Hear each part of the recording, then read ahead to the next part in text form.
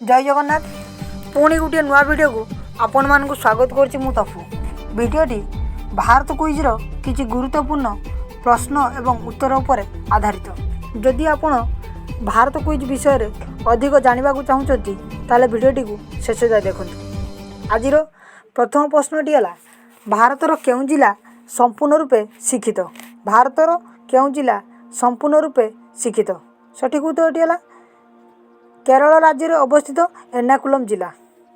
अर्थात भारत रे केरल राज्य रे अवस्थित एर्नाकुलम जिला संपूर्ण रूपे शिक्षित अटे। द्वितीय प्रश्नटी है पंचनदीर देश क्या कहुए। पंचनदीर देश क्या कहुए। सठिक उत्तरटी है पंजाब। अर्थात पंजाब को पंचनदीर देश बोली कहुए। तृतीय प्रश्नटी है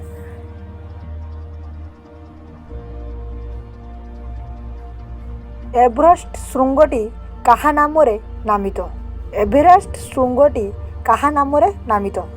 सठिक उत्तरटी है सार जॉर्ज एवरेस्ट। अर्थात एवरेस्ट श्रृंगटी सार जॉर्ज एवरेस्ट को नाम रे नामित अटे। आज चतुर्थ प्रश्नटी है भारतर दीर्घतम नदीर नाम कौन। भारतर दीर्घतम नदीर नाम कौन। सठिक उत्तरटी है गंगा नदी।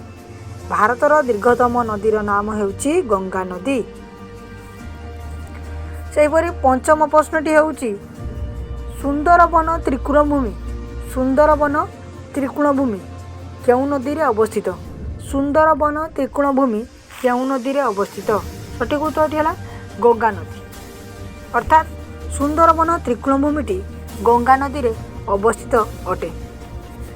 आजिर वीडियो जदि आपण मानक भल लगी था तेबे कमेंट करी जणांतु एवं एक कथा भी जणांतु आगो को आपण मानक केउ क्विज विषय रे सविशेष विवरणी दरकार।